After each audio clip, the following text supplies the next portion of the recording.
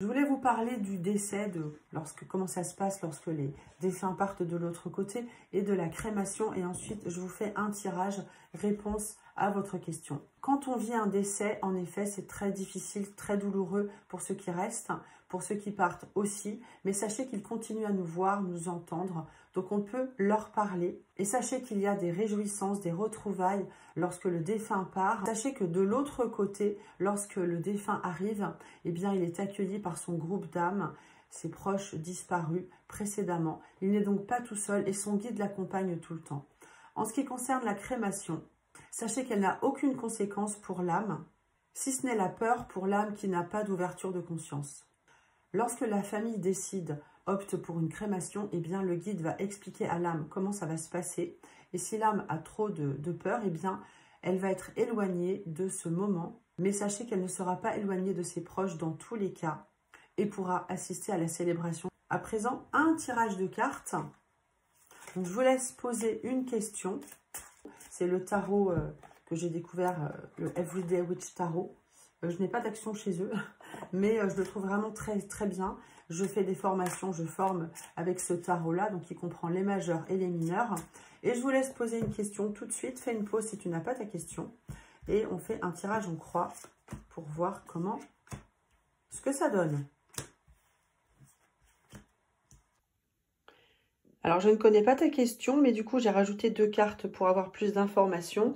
Ici, dans le tirage en croix, on a la papesse qui dit que tu es en train d'attendre, de réfléchir.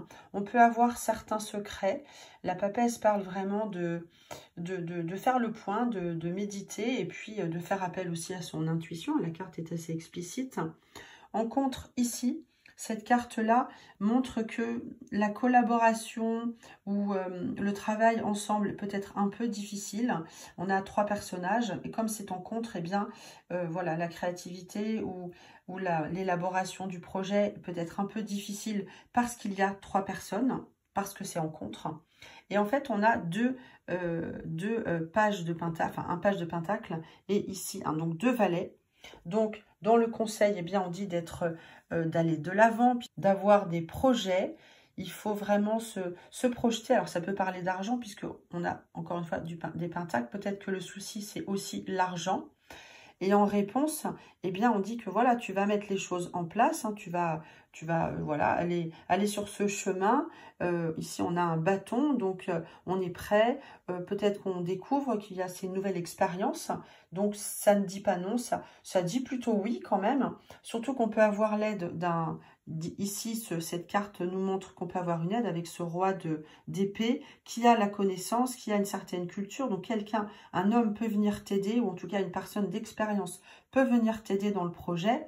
Et ici, le cavalier dit que voilà, tu vas vers ce projet-là. Si tu veux déménager, c'est oui. Si tu veux savoir s'il y aura une nouvelle rencontre, eh bien oui, avec une personne mature, grâce à cette carte-là. En tout cas, tu es carrément décidé à aller de l'avant. Cette carte-là, en contre, n'est pas trop gênante. Alors, si tu veux apprendre, si tu veux découvrir comment tirer les cartes, eh bien, je propose des stages en présentiel, en distanciel sur le tarot. Il suffit de me contacter, ma carte de visite est à suivre. Les prochaines dates pour apprendre le tarot sur cette base de jeu tarot majeur et mineur sont les 11-12 novembre et 14 et 15 novembre à La Baule dans le 44, pas très loin de Nantes.